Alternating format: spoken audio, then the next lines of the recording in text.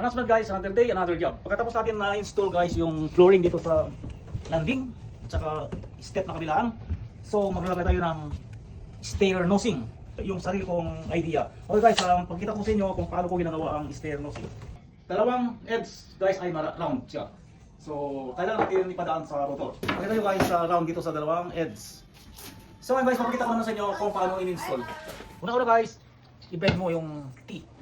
So, tapos itong nosing. So guys, ang unang gagawin ay lagyan ng glue. Dito lagyan natin ng glue itong nosing. Dito guys, yung sa T natin. Ito ang ilalagay natin muna guys, i-nail down natin. So kailangan level siya doon sa floor. So lalagyan ulit natin ng glue dito guys sa may pagitan ng floor at saka sa nosing. Saka natin ilagay yung T. Guys, lagyan natin ng screw. Pero alisin din natin ito pag natuyo na. So magdagdag tayo ng nail para matibay siya. So tapos na tayo sa kabila guys, dito naman sa dito naman guys, itong step ay makaiba dahil ito ay may corner. Kailangan natin unahin dito sa baba. Okay. So kailangan din guys ay flat na flat siya. So ganun din ang gagawin natin sa kabila. So lagyan na natin ng glue.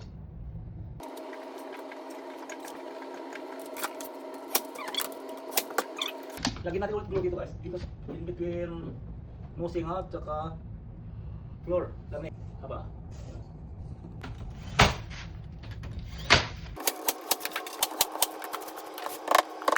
Natapos tayo guys. So ganyan lang kadali.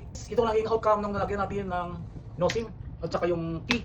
So malaki ang pagkaiba guys sa dati na walang nosing at saka itong T na nakukubit ko sa edge ng in between existing na floor at saka yung nosing. Napakadaling gawin at sana may natutunan kayo sa mga idea ko at may dagdag sa inyong kaalaman at kaya-kaya ninyong gawin at gayahin. Thank you guys for watching.